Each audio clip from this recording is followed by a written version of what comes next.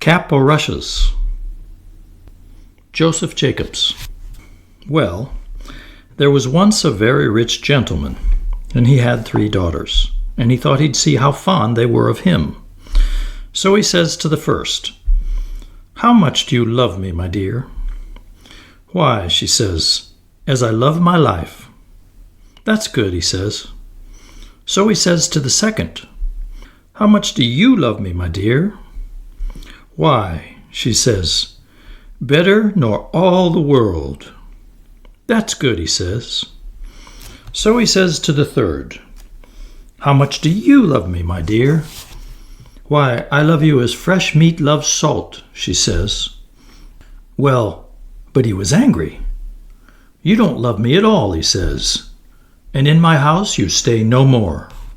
So he drove her out there and then and shut the door in her face. Well, she went away on and on till she came to a fen, and there she gathered a lot of rushes and made them into a kind of sort of a cloak with a hood to cover her from head to foot and to hide her fine clothes. And then she went on and on till she came to a great house. "Do you want a maid?" she said. "No, we don't," they said. "I haven't nowhere to go," she said. "And I ask no wages and do any sort of work," she said. "Well," they said, "if you would like to wash the pots and scrape the saucepans, you may stay," they said. So she stayed there and washed the pots and scraped the saucepans and did all the dirty work. And because she gave no name, they called her Cap o' Rushes. Well, one day there was to be a great dance a little way off, and the servants were allowed to go and look on at the grand people. Cap o' Rushes said she was too tired to go, so she stayed at home. But when they were gone, she offed with her cap o' rushes and cleaned herself and went to the dance. And no one there was so finely dressed as she. Well, who should be there but her master's son? And what should he do but fall in love with her the minute he set eyes on her? He wouldn't dance with anyone else. But before the dance was done, Cap o' Rushes slipped off, and away she went home. And when the other maids came back, she was pretending to be asleep with her cap o' rushes on. Well, next morning they said to her, "You did miss a sight, Cap o' Rushes." "What was that?" she said. "Why, the beautifulest lady you ever see, dressed right gay and gay. The young master, he never took his eyes off her."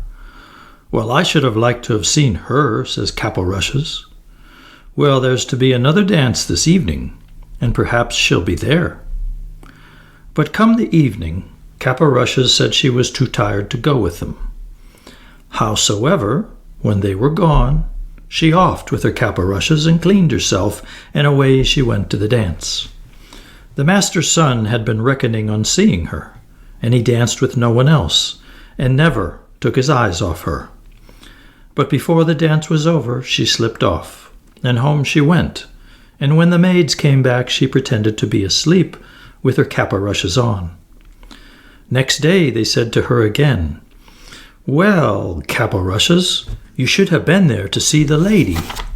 There she was again, gay and gay, and the young master, he never took his eyes off her. "Well there," she said, "I should have liked to have seen her." "Well," they say, "there's a dance again this evening, and you must go with us, for she's sure to be there." Well, come this evening, Cap o' Rushes said she was too tired to go, and do what they would, she stayed at home. But when they were gone, she offed her cap o' rushes and cleaned herself, and away she went to the dance. The master's son was rarely glad when he saw her. He danced with none but her, and never took his eyes off her. When she wouldn't tell him her name, nor where she came from, he gave her a ring and told her if he didn't see her again, he should die.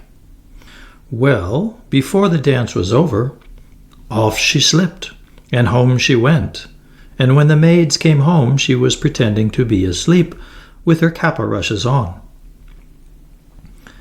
Well, next day they say to her, "There, Cap o' Rushes, you didn't come last night, and now you won't see the lady, for there's no more dances." "Well, I should have rarely liked to have seen her," she says. The master's son tried every way to find out where the lady was gone, but go where he might, and ask whom he might, he never heard anything about her. And he got worse and worse for the love of her till he had to keep his bed. "Make some gruel for the young master," they said to the cook. "He's dying for love of the lady." The cook set about making it when Cap o' Rushes came in. "What are you a-doing of?" she said. "I'm going to make some gruel for the young master," says the cook, "for he's dying for love of the lady." "Let me make it," says Cap o' Rushes. Well, the cook wouldn't at first, but at last she said yes, and Cap o' Rushes made the gruel. And when she had made it, she slipped the ring into it on the sly before the cook took it upstairs. The young man, he drank it, and then he saw the ring at the bottom. "Send for the cook," he said. So up she comes. "Who made this gruel here?" he said. "I did," says the cook, for she was frightened. And he looked at her. "No, you didn't," he said. "Say who did, and you shan't be harmed."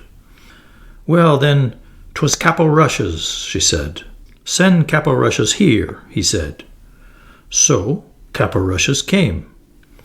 "Did you make my gruel?" he said. "Yes, I did," she said. "Where did you get this ring?" he said. "From him that gave it to me," she said. "Who are you, then?" says the young man.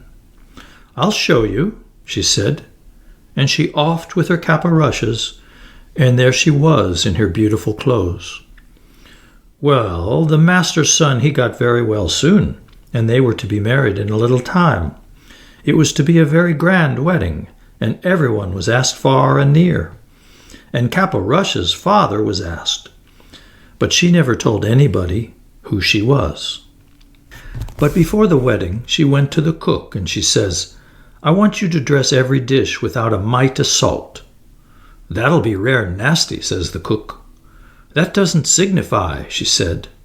"Very well," says the cook. Well, the wedding day came, and they were married. And after they were married, all the company sat down to the dinner.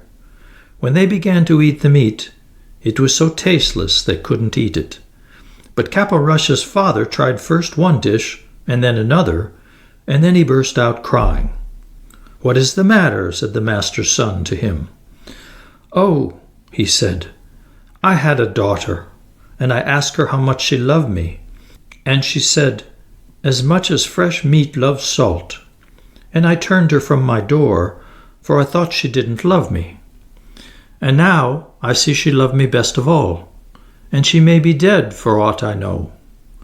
"No, father, here she is," said Cap o' Rushes, and she goes up to him and puts her arm around him, and so they were all happy ever after.